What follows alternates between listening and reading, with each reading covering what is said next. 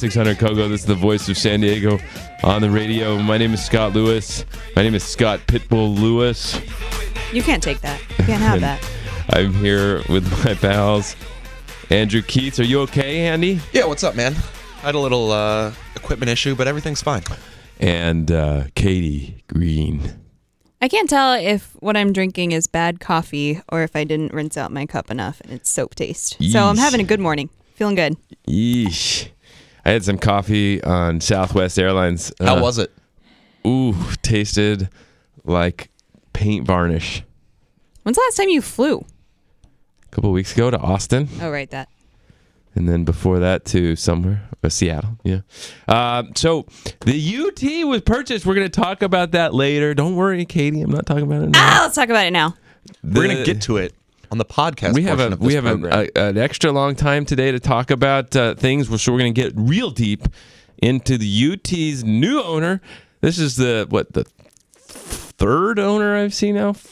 Yeah, this is so. I asked him. I said, "Yeah." Just quickly, I asked him if he's going to stick around. You know, his name is Austin Butner. Is it Butner? Butner, as in Ferris Bueller. So I couldn't pronounce it yesterday. So I just forfeited. Austin something. Mm-hmm. And he said, "No, we're here. We're here. We'll be here, buddy. Mm-hmm. Don't worry." But that's what they all say. And you know what the problem with all these changes of ownership is, Andy? I don't. Tell me. You know what the problem is that now they act like, oh, that was the previous owners. You can't like hold the UT accountable for anything because they're always like, oh, that was just the old thing. Yeah, we're new. Presidents, presidents do that. True. You are, but you're constantly restarting history. Right. Yeah. Yeah. So we're gonna have a whole segment about the UT and all the changes there. Should we even call it the UT anymore? Everything they said was Union Tribune. Do you think they're going to change it to Union Tribune? Go back. Well, UT was always shorthand for Union Tribune. But right, that's true. But what will it say on the masthead in a year? Are they going to change their Twitter handle?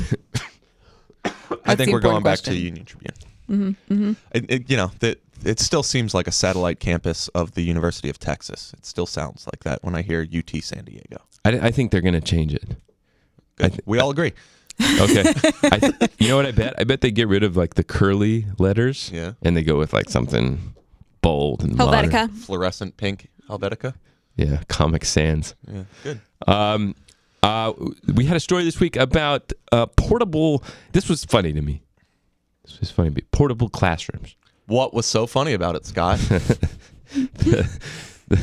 The school district destroyed a dozen portable classrooms at San Diego. There he goes. It's okay. Boy. We'll get through it. San Diego Unified destroyed a dozen portable classrooms. At San Diego High School. That's disgusting. I'm sorry. Right? Big, everybody. I used to go to these portables for classrooms. Middle school math, I spent in a portable classroom. Sure. So I did my first chewing tobacco behind a portable classroom. Good. Disgusting. Yeah. Horrible experience. Learned a hard lesson that day, didn't you? So they destroyed these 12 classrooms. And then they built a facility with 16 classrooms inside of it to replace it. Mm-hmm. And now they're going to build new portable classrooms, which they will then replace in 2018 or 2019. And the reason that they have to build new or put in new portable classrooms is because they couldn't move the old portable classrooms. They said they would have had to entirely update and like renovate them just to move them into where they needed to be. Which kind of flies in the face of the idea that they were portable. Right. Probably should call them temporary classrooms. Probably. They should be called temporary classrooms. Shanty classrooms. Yeah. FEMA classrooms. FEMA classrooms. Anyway, I thought that was amusing. You or whatever. But so it just sounds like a very hacky premise to a joke. The portable classrooms aren't portable. That's what it was. Yeah. Hey-oh! Yeah. Anyway, so we continue to try to unravel how the district is spending construction bond tax increases. You know, in 2012, we raised taxes $66 for every $100,000 of property you own. And so we're checking how that's been spent. About $1 billion has been spent from that and the previous bond, Proposition S and Proposition Z. It's quite a demonstration in your theory that there is a compelling story anywhere, right? Yeah.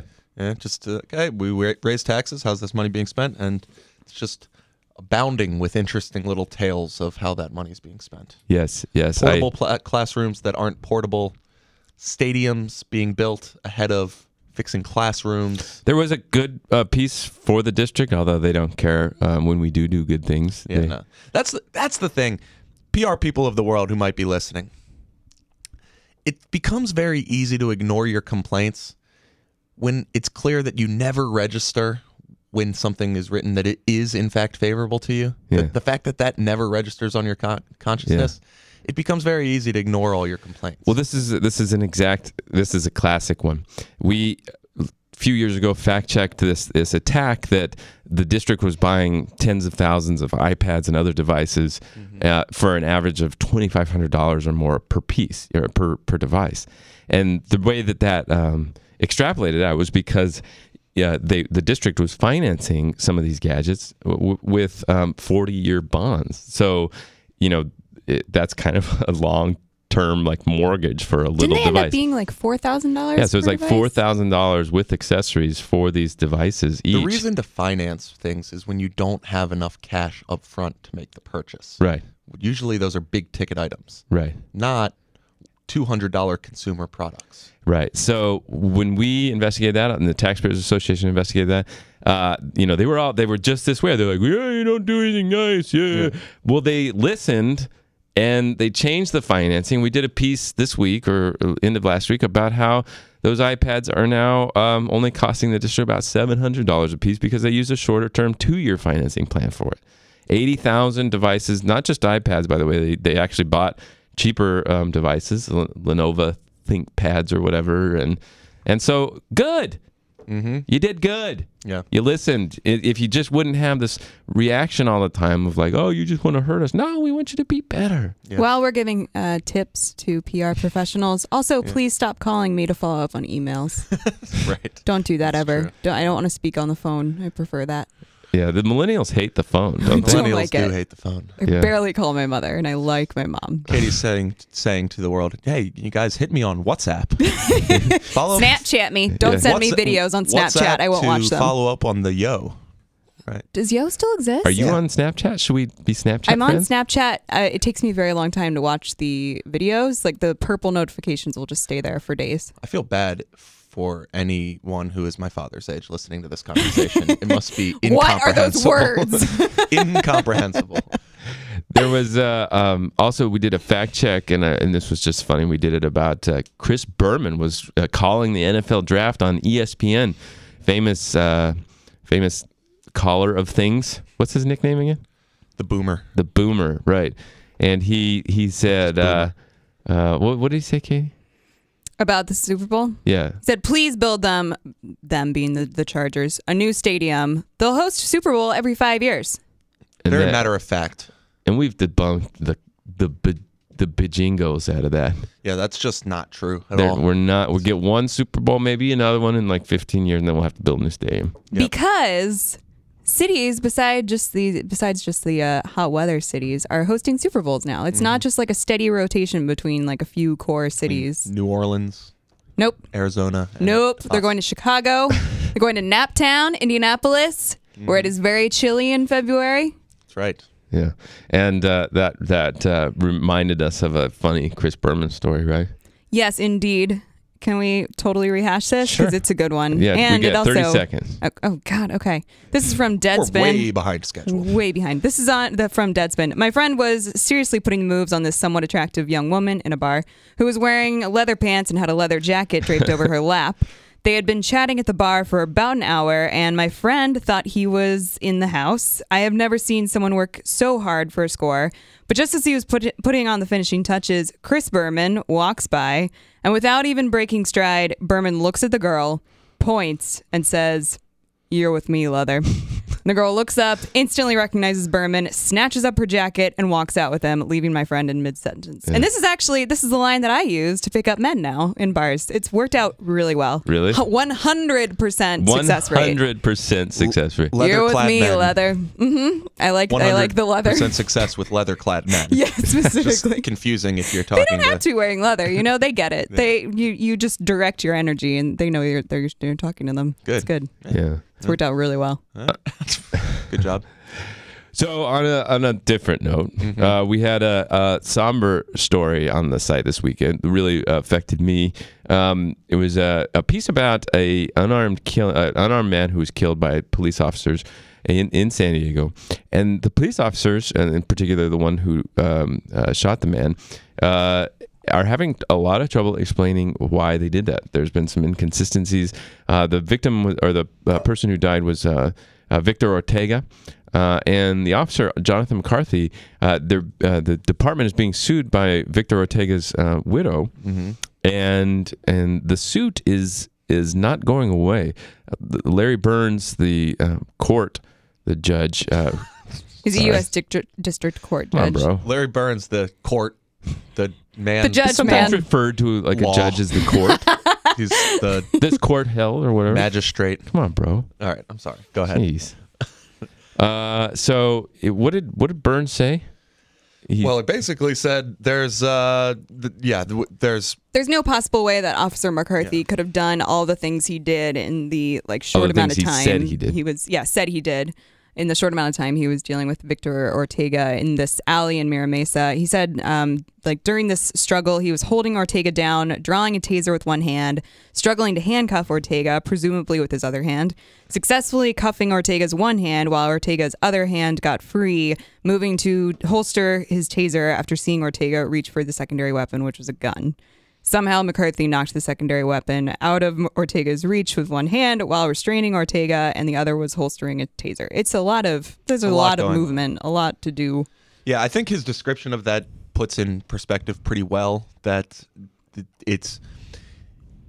I'm not going to speak definitively about what could or couldn't have happened, but it is at the very least enough that a jury should be able to hear a little bit more about this situation. Yeah, and it also highlights why these body cameras are so important, which brought into relief another police shooting last week of an unarmed man near the Midway District near our office. Details of which have started coming out this week. Yeah, it turns out the officer did not either turn on or did turn off his camera. So that's one way or another, it's not on film.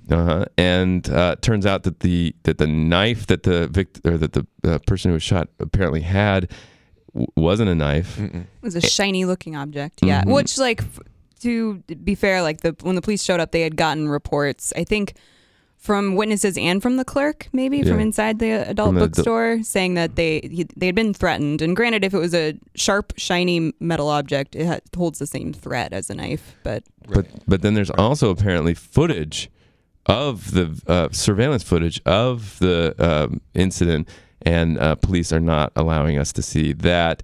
Now, I'm not necessarily saying they should, but it did bring into question why his camera wasn't on and what's going on, and the department was forced to admit that they need to change policies to make sure that they could hold officers accountable for turning those things on. There's been a rallying around body-worn cameras as a solution to this situation that keeps coming up in city after city after city whenever there is a police-involved shooting or some sort of violence between an officer and a citizen. And I think this and previous situations that have happened here in San Diego have put in pretty clear view that this isn't a panacea, that that it's only as good as the policy, and there are still some limitations about what we can achieve with body-worn cameras, which isn't to say that it is not a good idea. It's just that there are still some holes in this being our savior. Yeah, and I think, look, both of these incidents might have been justified violence on the part of the police officers, and I think that what I would say is, look, this is the government in effect killing citizens. And so we need to really hold those incidents accountable, because we can't just assume it was okay and let it go. This is literally the authorities executing and killing people. Now they might be justified. They're the ones that we empower with that responsibility if they feel threatened. But we also should review that as closely as possible, I think. Mm-hmm. It's a fantastic piece by Kelly Davis, by the way. Yeah, really well done. It was called Police Struggle to Explain Shooting in City Heights, I guess it was. In Mira Mesa. Mira Mesa. Killing unarmed man in Mira Mesa. It's on voiceofsandiego.org. Yep. And let's also talk about a piece we had this week about Balboa Park. Oh, yeah. This is something. Maybe saved today because it's raining. It's true. Might be Problem over. solved. Good thing we got that story out yesterday. Rain. Fix that. There's trees, and it's uncertain how many, but a lot of them are dying in Balboa Park. Now, the city is going to let a lot of them die, apparently, because some of them are redwoods and such that shouldn't really be there. They were, planted as part of horticultural experiments long ago that maybe we should have thought better about. But even the ones that may belong in the park, they're struggling, and there's the city's digging basins around them, trying to individually water a few of them.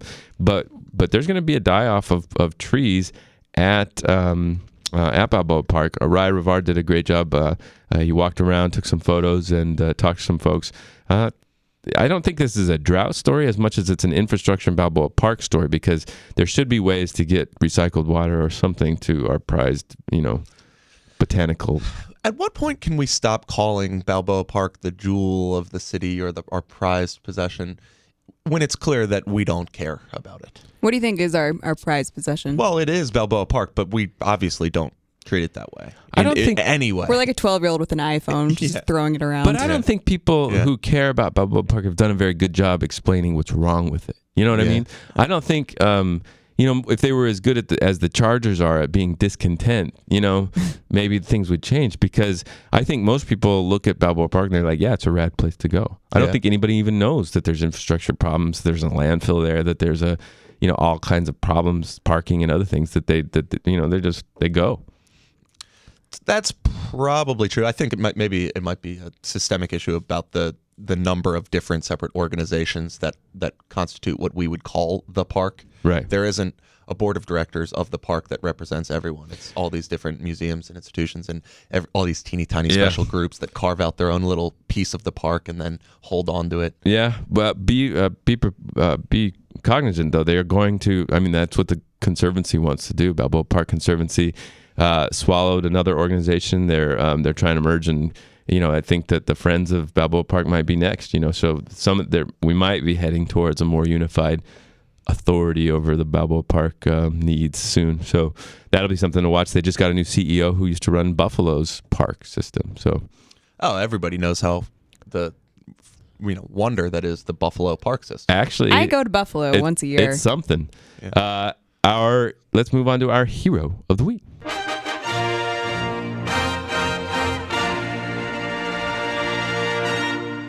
Our hero of the week is U.S. District Court Judge Larry Burns for raising doubts about a police officer's account of the killing of Victor Ortega, as we just talked about, and refusing to let a questionable police-involved shooting be swept under the rug. Yes, it's easy to just accept things sometimes and move on, but he seems to be asking some good questions. Our GOAT of the week. You lose! Good day, sir!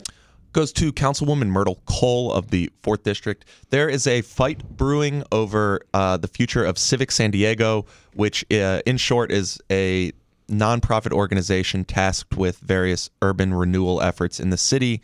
Assemblywoman Lorena Gonzalez has introduced a bill that would rein in their authority and put their decisions to the approval of the city council directly. Myrtle Cole ran on a premise of supporting Civic San Diego, expanding its authority into her district. When Civic San Diego replaced its CEO and president, she stood there and said what a great person this guy would be to continue to expand Civic San Diego's efforts into her district. She represents areas like Encanto. That was one specific place that Civic San Diego would like to have a role. And now there's a fight, and Merritt Faulkner is on one side, Lorena Gonzalez is on the other.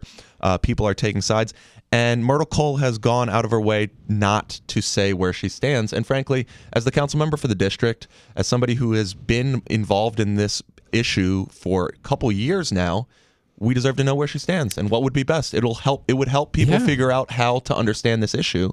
And she's not doing her job. She did issue a statement that was more of a non-statement of it. She said, as chair of the Economic Development and Intergovernmental Relations Committee, the matter of Civic San Diego's oversight will come before committee in June, and I will address strengthening the council's oversight where applicable at that time. I'm giving an example of like a statement without saying anything. I thought you were sticking up for her. Just kicking it down the road. Yeah, so like we said, that is a lot of us are on the fence, and she can help us understand this is a complicated issue. The district member, the person who represents that district, should be telling people what she thinks. Her point, by the way, was that she wanted Civic to come in and do work in their neighborhood because she thought it could get stuff done faster and get more development done in her district, right? Yes. And so the idea of this change would be that anything that Civic does to approve projects or to make planning decisions, that would automatically have to get kicked up to the city council. And as Lorena Gonzalez pointed out, who's pushing that bill, her goal is to get the city council to force the people who will be developing those projects to do things in particular to recognize their workers' right to organize. Right, to organize, and their calls for higher wages, better working conditions, that sort of thing. Right. So, yeah, I mean, if something has changed that Myrtle Cole no longer thinks it is a good idea for Civic San Diego to take a lead in investing in areas like Encanto, she should say so, because that would be relevant to this discussion. All right, stay tuned. We have Lynn Reaser, the economist from Point Loma Nazarene, and we're going to have that discussion about the future of the UT, or Union Tribune, as it were. This has been the Voice of San Diego on the radio, on News Radio 600 Kogo.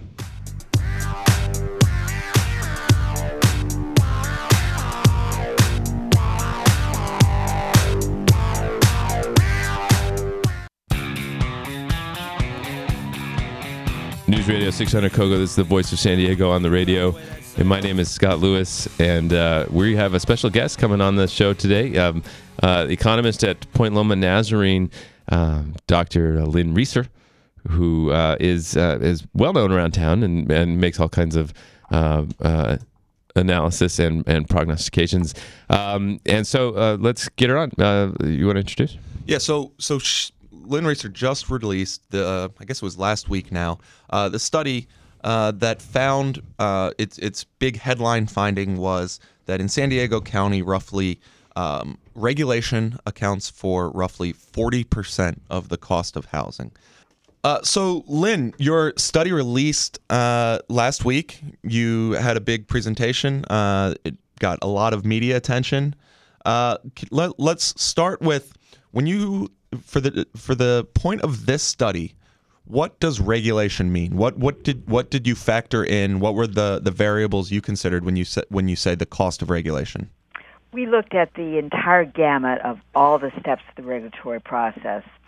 The conventional wisdom might be that a builder basically goes down to City Hall and pulls the permit for the house, gets all the reviews and approvals, and then builds the house. But it turns out it's a much more complex, prolonged process, starting with the entitlement, taking the raw land or repurposed land, going through all the mapping, the engineering process, putting in the infrastructure involving all the streets and the lighting, and then the permit review, which is actually a relatively small piece of the overall process, and then finally building the house. So there are all kinds of regulatory elements that come to play. In the entitlement phase, looking at what parts of the overall property will be set aside for vacant space, going through all the various approvals.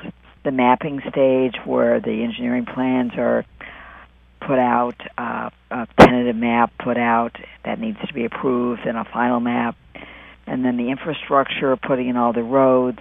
And here we have also a lot of latitude for individual jurisdictions to apply requirements for green buildings, energy-efficient buildings, certain building standards, road standards, and then the permit process, and then finally the building. So there are a lot of elements of regulation, everything from set-asides to requirements to provide affordable housing to having maps approved and challenges on the legal front, then to paying all the various fees. So it's a very long and prolonged process with a lot of points of regulatory intervention. So, when I hear you go through that list, I could imagine somebody very easily saying, well, I like all those things. I like infrastructure. I want my homes to be linked into the storm system. It's good that the city reviews permits and inspects buildings, and if there are energy efficiency standards, that sounds okay. So, to what extent are we quantifying something that is just the way of the world, and we need some regulations to be able to function effectively? And that is an excellent point. We all certainly want to have safe housing, preserve quality of life, and protect the environment. And the only issue, though, is can we do it more efficiently? And that is one element that came out very strongly in this report, is that there is a very large premium that everyone pays in San Diego County for inefficiencies, lack of streamlined processes, redundancies, and really poor governance that I think no one wants. It's basically unintended consequences and the bureaucracy that is frustrating to everyone. Certainly gives no benefits. That time loss, that's a dead weight loss to our economy, to our potential home buyers, to everyone. And that, I think, is the main conclusion of this report. We have to do a better job in terms of being more efficient and getting rid of that dead weight loss. So you said the headline number was 40% of the cost of housing comes down to regulation. For high-priced homes in San Diego, that amounted to almost $500,000 in costs. Right, the price of the house is about $500,000 on average, and then regulation is about $200,000. Again, that's an average. There's a lot of variation across jurisdiction, different price brackets, but it is a big chunk of the price of housing. Yeah, and so now here's the thing. For as long as I've been covering anything related to City Hall, everywhere I go, mid-level or upper-level staff are always pursuing this piece of regulatory relief or that piece of regulatory relief. The efficiency is always the watchword. Is it possible? Are there levers they could pull to reduce this, or is this a situation where you're chasing something that is just not an easy nut to crack? Well, nothing's an easy nut to crack, but the cost of not doing anything are very large. And the state of affairs is that the incentive structure is not appropriate. We have there's no incentive to be efficient. There's no benchmark. There's no overall standard that we should be, for instance, approving this or that element of the process within a certain amount of time, but rather that it can take as long as might be the case, which can stretch on in terms of entitlement 3 to 10 years, and all of this adds to the cost of housing. And keep in mind that where we already have very high land prices, to the extent that you tie up land in long periods of review periods or litigation or uncertainty, that just amplifies the ultimate cost to the potential buyer. Right. I mean, when you're talking about the cost of this as an affordability issue, I mean, you have it drilled into our heads for years that housing is market based, and you see it's basically worth what people are willing to pay for it. And so I have a hard time squaring that with your hard numbers on what each of those homes is costing because of regulation. What I guess you would be saying is that we could get more homes onto the market faster and create and then lower the cost of other homes because there'd be so many more on the market if it weren't for the fact of this sort of delay in regulatory relief or in regulation. Yes, you certainly would have to allow higher densities, which is also part of the issue. But potentially you could have, and we believe you would have, more land diverted to housing, dedicated to housing. You would have more units built. Oh, okay, as opposed to other uses. So there might be, it's not just building more homes in the plants that we already can build homes, but we would make decisions to convert commercial or industrial or other pieces of land to housing because the demand would be higher because developers would feel like they could get the job done faster. Correct. Or you could, see more infill to the extent that we're allowed or we allowed it to happen. Some of those areas brought into the housing market. So that would be the expectation if you could reduce some of these costs along the way. Because and the other element is we all believe that there's a certain amount of regulation that is certainly appropriate, but it's important to realize that every $2,000 increase in one fee or another that has a trade-off, and that trade-off is that you are pricing additional people out of the market. Yeah. So this is very closely related to what you guys are talking about, but I'll come at it at a slightly different angle. Urbanists these days love talking about induced demand, particularly around building freeways. That you widen a freeway or you build a new freeway, and you end up not doing anything to reduce commute times because you just encourage more people to use that freeway, and you get back to the same level of congestion you had before you did so. And I don't often hear that same line of thinking applied to the housing market. And so, I wonder. Let's say you were to give the entire housing market a haircut based on regulatory relief, and you cut off some of the cost of housing based on these regulations, whether it's $100,000, $200,000. You're at that point you're inviting X number of more people into the market to compete and bid up the price of houses. How much of those price gains do you give back just by having more people and more demand for the housing that you're creating? Well, indeed, the element of reducing the regulatory cost, again, to the extent you could allow higher density, you would be bringing more supply to the market as well. So the demand really is determined by what happens in terms of job growth, et cetera. So that's your demand at a lower price. There certainly will be more people, but to the extent that you have an additional supply, that allows that equation to work out. You will have more people in homes and more homes out there. The issue is indeed some resistance on the part of existing homeowners. They may have no problem with having high prices or rising prices, even more importantly.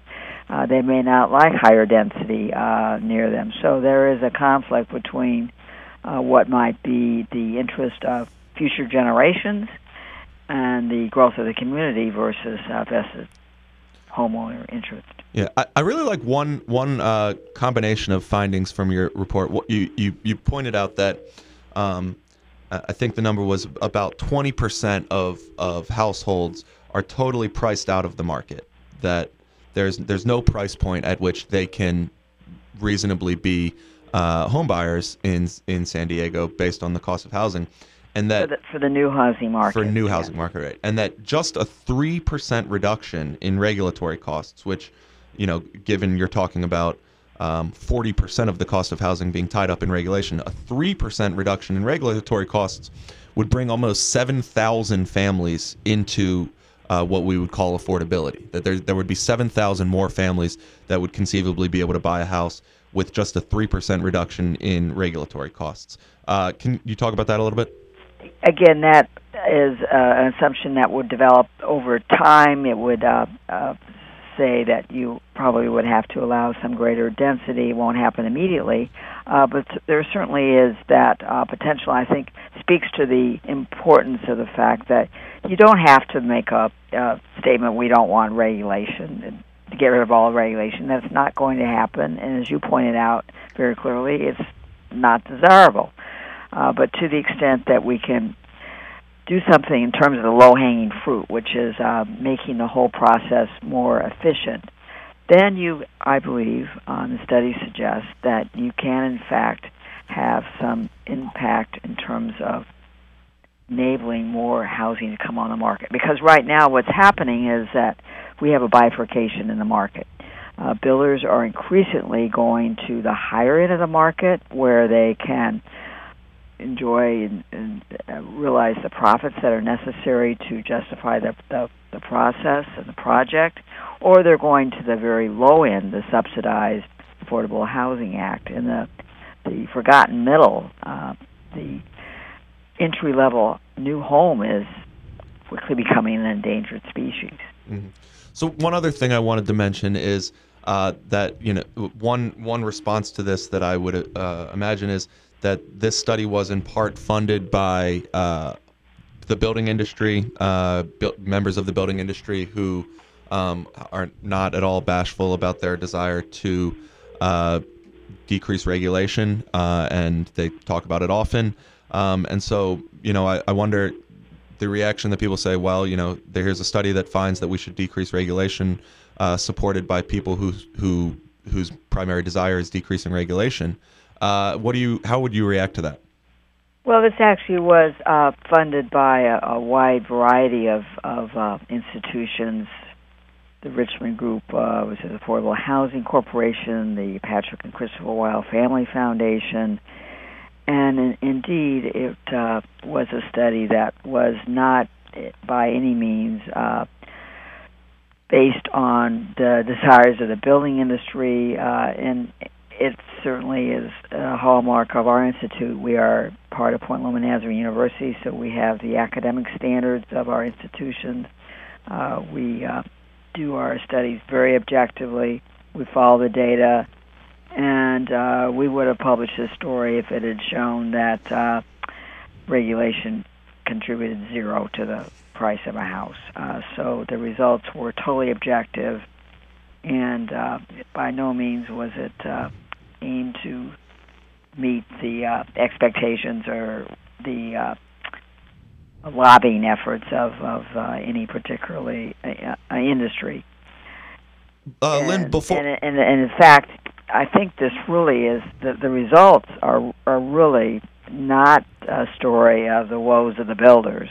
This was not really the conclusion. It is the fact that well-intended regulations and maybe even the process are in fact hurting the people that we would hope to support, the policemen and the school teachers and the candle makers, future generation. That we would hope to be able to afford to live in San Diego County.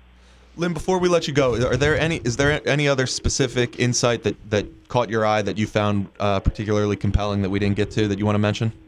Well, that is the point that everyone is hurt in this process, and I think that if you actually went to the cities, and there are coalitions that are developing, for instance, the affordable housing people, the Habitat for Humanity, they find they have to go through the same regulatory hoops. So this is an organization obviously dedicated to helping people build houses, and they're up against the same kind of roadblocks as the big developers. So this is a widespread issue, and we're really hoping that the study forms the place for a meaningful dialogue to move the needle. And as we suggest, you don't have to have the needle moving from 0 to 100. If you move it just by a small amount, you could have a significant impact in approving the ability to house San Diego residents.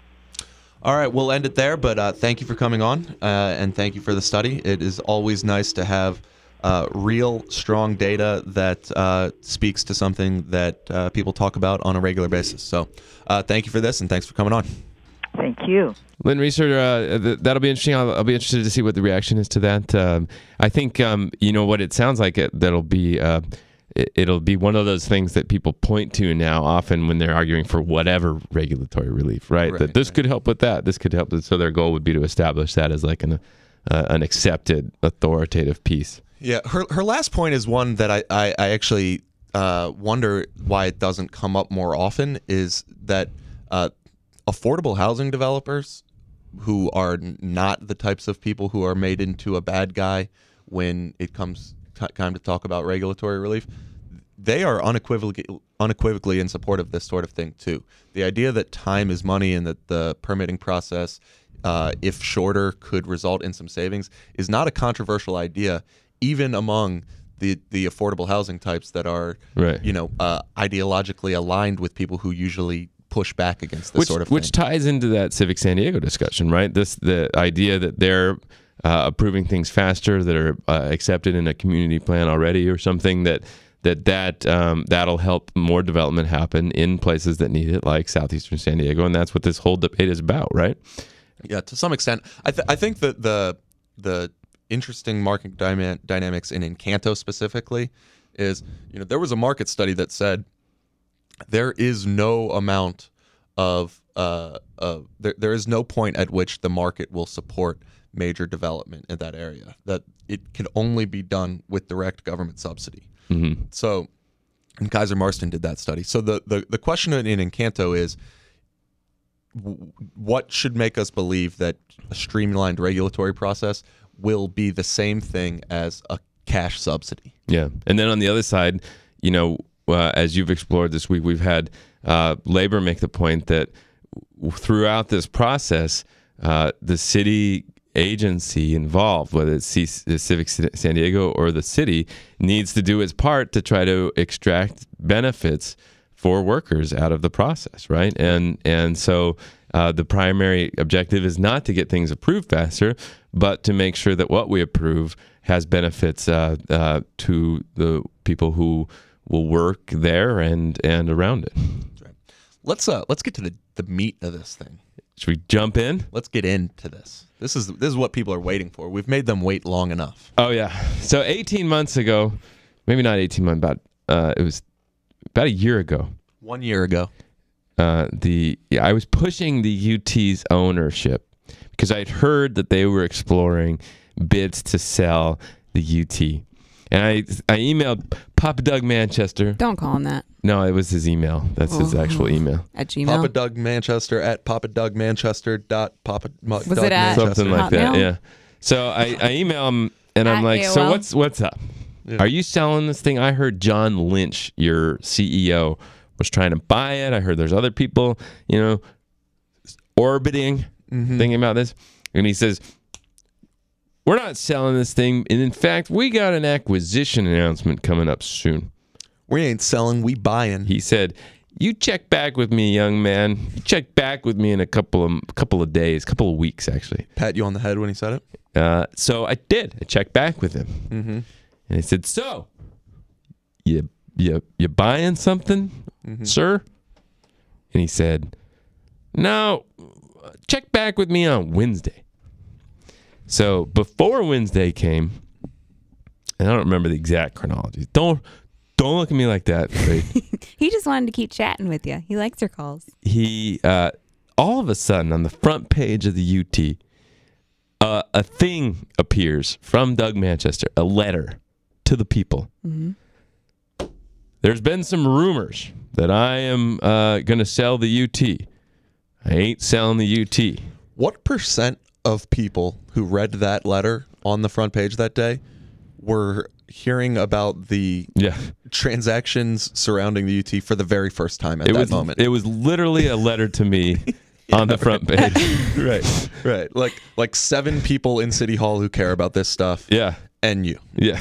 And it was like, no, I'm not selling. And we're always looking for acquisitions, but we've got nothing to announce. It's like, what?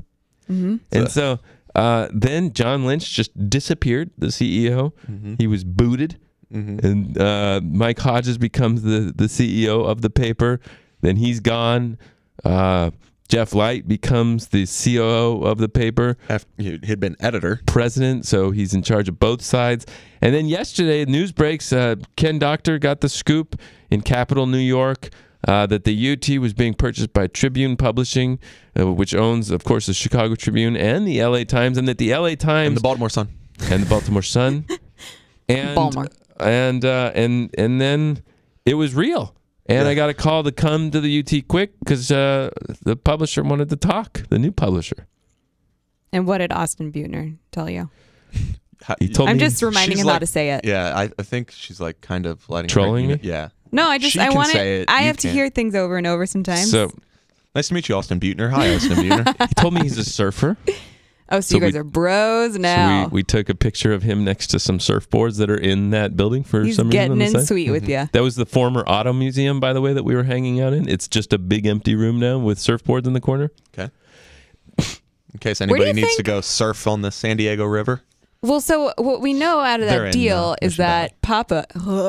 You don't need to say Sorry, it. hold on. You don't need to say it. Doug Manchester is holding on to that Mission Valley real estate. So I wonder where the new Union Tribune is going to go.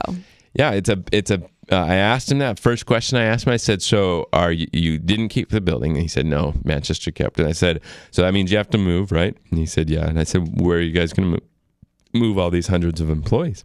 And he says, "Can't say." And I said, "Oh," and he said, "No, I'm not. Look, I literally don't know. I'm not being quiet. I don't know where we're going to move everybody." And I said, "How long you got?" He says, "A year."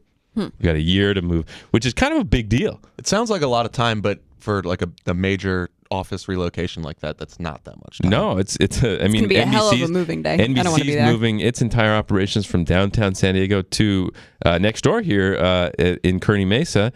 We're recording in Kearny Mesa at the iHeart Studios, iHeart Media. Live from iHeart Studios in beautiful Kearny Mesa. and so that they've been doing that. They've been working on that for like 3 years. I mean, that they're not messing around with that move. And so this is a giant commercial real estate play. And I asked him, I said, "So are you keeping Jeff Light?" Mm-hmm. It's an interesting question. Jeff Light, the former editor, COO. He says, "Yeah, but we don't know what his title's going to be." So let's talk about the news product. Yeah. How is it going to change? I don't think it's going to change much at all. I Yeah. think if they keep Jeff Light in particular, I don't think it changes at all. Yeah. I think you might see some new faces appear here and there. You might see some faces not appear anymore. There's going to be overlap. They admitted that there's going to be layoffs. You might see some synergy.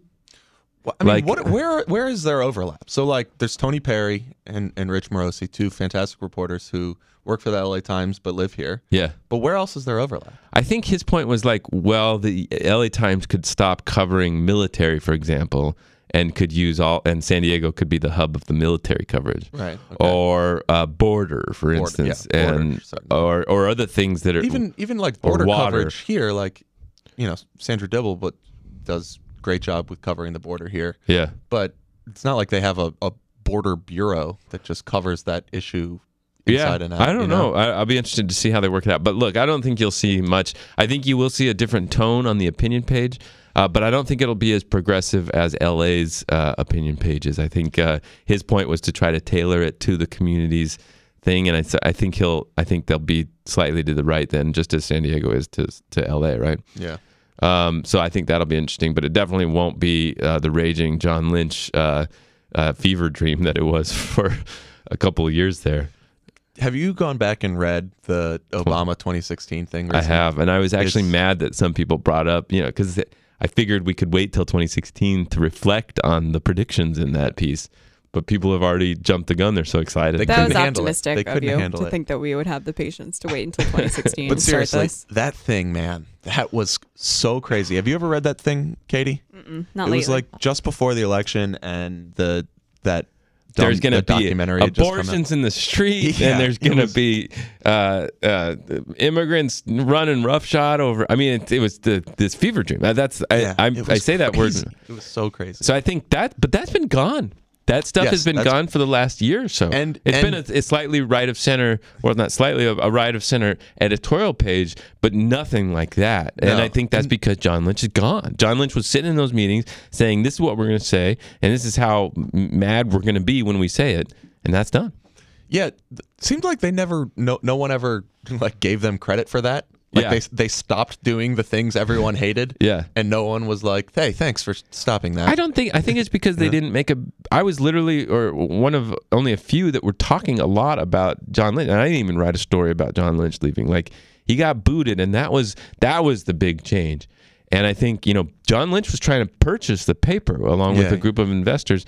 And then on the side, there was another group, the philanthropist Malin Burnham, along with other philanthropic types, had put together a lot of money. And I'm interested to check in with them about if they were in the final bidding, and if they got outbid, or what happened. And if they still intend to be in the news business. Yeah, because if they want to invest $80 million into nonprofit news, I got an option. Hey. Has Malin texted you to come talk privately? No.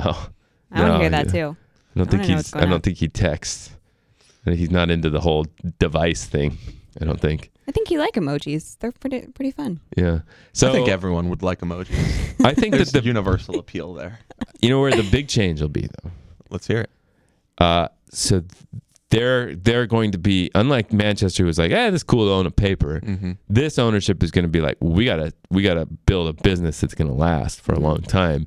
And so I think they're gonna do things like, I bet you see like events and new experiences of some kind. There's going to be a whole new relationship with the community. I think. Podcast network? No. Shut up, dude. Come on, bro. If I bought That's why I told him yesterday. I stopped him when he said, we're going to do more events. And I'm like, yo, bro. That's our mine. space.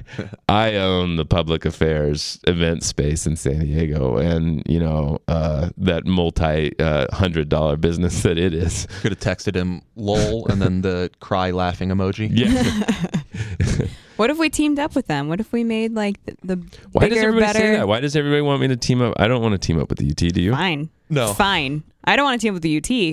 We were formed. Teaming up with the Union Tribune might be okay. I have no desire to team up with the Union Tribune. I don't think that would do us any real On favors. events, when we're just talking about like the same stuff. No One interest in that. Paseo mega event. One Paseo fest. Height limits. Extravaganza. Seems like you are describing Mount Soledad. nightmares. Actual like that. What John Lynch La has Jolla imagined in Cove 2016. poop smell. That is my Politifest. That is my fevered nightmarish dream, is being in a room where only people want to talk about One Paseo, the height limit, Mount Soledad, and New seal Charger poop. Stadium Palooza. Yeah. That's all we'll talk about. Sorry, was the yelling too much for you? So here's the thing. Like, we partner with tons of organizations, including Kogo here, and I'm totally open to it. And I don't want the UT. I want the UT to succeed, and I want it to do well, and I want to help it in the way I can. But we were specifically founded to make sure there was another option in town, and I don't want to get too far down the path. So I was trying to go somewhere with saying that I don't think it would be good for us to partner together. But I do think that there is something that maybe people don't understand, which is like I think almost everyone at Voice of San Diego, and presumably most people at KPBS too, would acknowledge that it is to the benefit of media to have a successful, functioning daily newspaper in this town. Yeah, we are not in the business of hoping that institution fails. No, I like having a rivalry with them, but it's not about me trying to crush them, right, or anything like that. Because first of all, I mean, that would be real hard. But then second of all, like, I just want them to be good, and that's always been, at the heart of any criticism or anything I have. Well, so you always say that we should only, as reporters, Scott's recurring advice to us is only go cover something, only pick up an issue if no one else is doing it, or you can do it better than the other people. The more issues that they can cover and cover well are things that we don't need to engage in, and can spread ourselves into other particular areas, which is all to the benefit of San Diego. Right. Well, I mean, theoretically, unless you think we suck, in which case it is not to the benefit of San Diego. And stop listening to our podcast. Yeah, and also you're an hour and a half into this Get podcast. out, clown. Leave. And then let's talk about the land use stuff. So Papa, sorry. Scott actually, like, that is the signifier in your mind for Doug Manchester's Papa. You've let it get there. It was a joke, and then it sticks. Yeah, that's the problem with accepting it as a joke. Sorry, I will not laugh about it anymore. Stop laughing about it. So he kept that prime Mission Valley real estate, which it really is. It's right next to the river. Right now, there's a big parking lot in front of the river. They're going to bulldoze all of that stuff and build 2 towers with 200 plus apartments of some kind, or condos, and a little retail-y park and a little retail-y stuff. And they got a little thing they got planned. And you know, Papa Doug. Oh, yeah, it's Jeez. Gross. I'm surprised you're not like throwing up a little every time you say it. You're fired. It's so bad. So, you're a self-respecting man and media individual. You're an adult. You're like 40. 38. He sold the newspaper for $85 million after he bought it for $110 million. But by developing this property, I think he's going to more than make up the difference. Yeah. He actually comes out of this whole thing. He got 3.5, 4 years of profits. Well, you know, I don't know how much he lost on that TV station and stuff like that. Like, he dumped a lot of money into that. I think that was at the heart. I don't know. I haven't been in their bedroom conversations, but I think that was at the heart of the problems between him and John Lynch. Because that was Lynch's thing. Yeah, right? Lynch was going to create the CNN of the West. They bought a spot on cable television. They created a whole studio. They pay all these they attracted measurable viewers. Yeah, they as long as we're collecting hilarious moments in this history, there was that point where they had this big sort of advertorial thing for themselves. It was an editorial feature. It was like a feature piece on their own news station. Yeah, and published on the front page of the newspaper. No, it was in like it was a special section, I think. Okay. And it was and no, it wasn't a UT writer. It was some special to the UT thing. Yeah. So they must have had to pay somebody specifically. And then, that point where they're like, oh, this station is doing so good. It's attracting measurable viewers. Yeah, their quantification of how successful it was that you could measure the people. You could measure the people who are watching. And we later found out that like the measurements were like 20 people.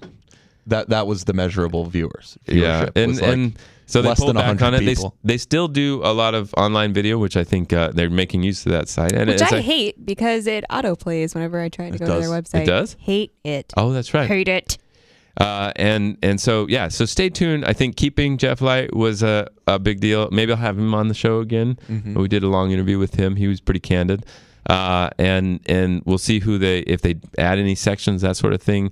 And this publisher, another interesting part, he's actually going to remain the publisher of both the UT and the LA Times, and it's going to be called the California News Group. Mm. And so, this might not be the end of the acquisitions. We don't know what's going to happen in the OC Register. Mm-hmm. And that place has been a complete disaster over the last couple of years. Not maybe an editorial, but the business management of it has been just terrible. It hasn't been good. And so what's going to happen to it? Where is some other entity going to try to create a competing newspaper behemoth in Southern California, or is this company going to run it? This is fascinating to watch. That's right. I think the biggest problem they have coming forward is look, print revenues are plummeting, and they continue to plummet.